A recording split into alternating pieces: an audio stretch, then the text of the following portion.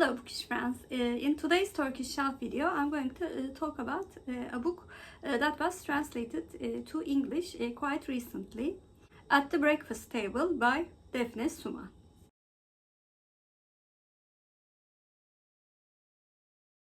Defne Suman was born in Istanbul in 1974 and grew up in Büyükada, Prinkipo Island. She had her bachelor's degree and master's degree of sociology in Boğaziçi Bosphorus University. At the age of 26, she left Istanbul with a backpack and headed for Thailand. She worked as a teacher in Thailand and spent the next 10 years traveling the world. In Thailand, she started practicing and teaching yoga, which helped her to understand where she should direct her energy for a meaningful life with fulfillment. She later continued her studies in Oregon, and she now currently lives in Athens, Greece, with her husband and her cats. Defne Suman discovered books at an early age, and she has been writing since the day her mother gave her first diary. She wrote stories, novels, and articles that explains the darker side of human psychology, family secrets, and silence parts of the Turkish Ottoman Empire. She used themes of exile, memory, displacement, and minorities.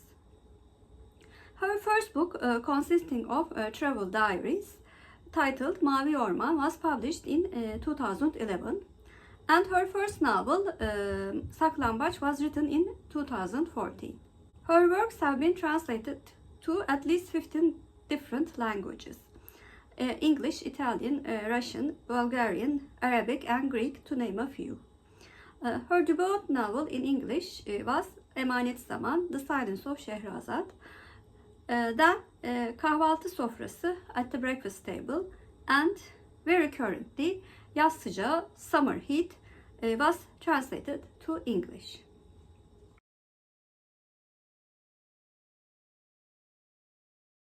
Kahvaltı Sofrası was first published by Doğan Kitap in 2018.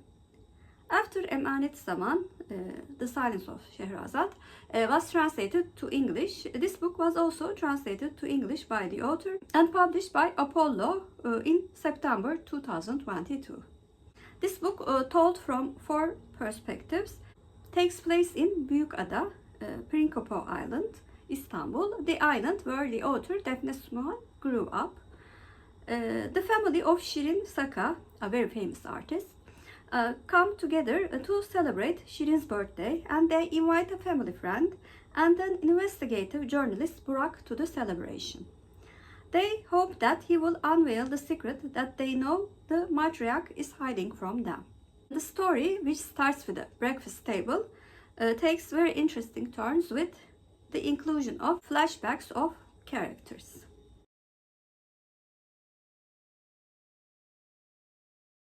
Like I mentioned in the previous section, this story is told from four characters. Nur is the granddaughter of Shirin Saka. She is a newly divorced woman who comes to the island to find peace.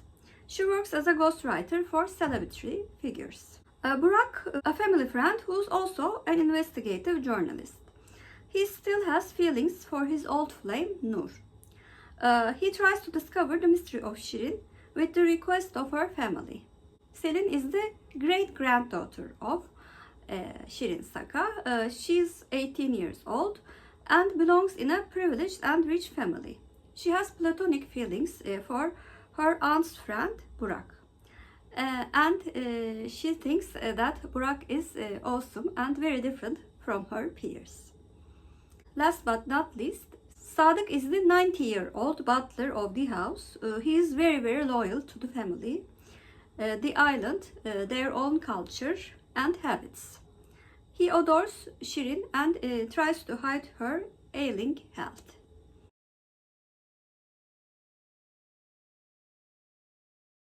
What did I think about this book? I quite like this book, and although I wasn't as impressed as Emanet, Zaman, The Silence of Sheherazade by the same author, I thought the story was structured very well, and I think it is a very interesting depiction of four seemingly very close characters having very different thoughts about the same events, which actually fits the realities of life. I was especially impressed by the point of view of Sadık, who was very loyal to the family. Actually, Sadık means loyal in Turkish. His viewpoint and his memories were the most interesting part of the book.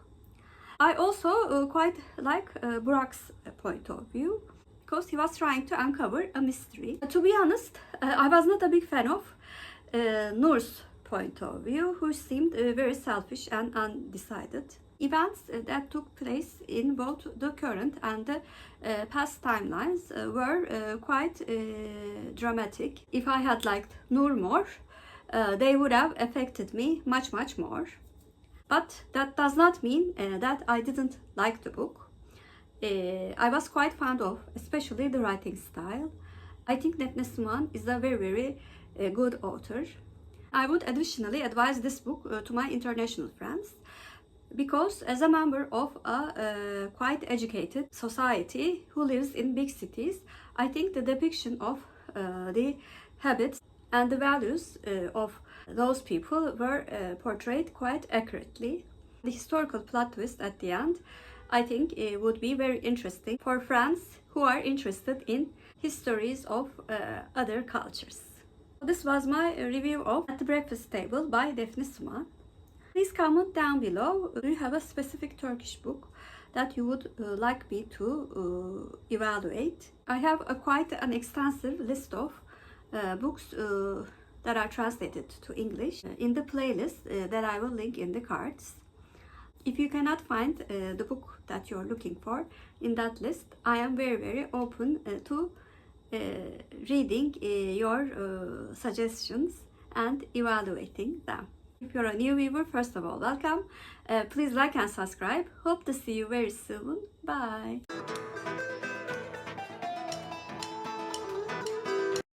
For Turkish word of the day, I'm going to choose artist.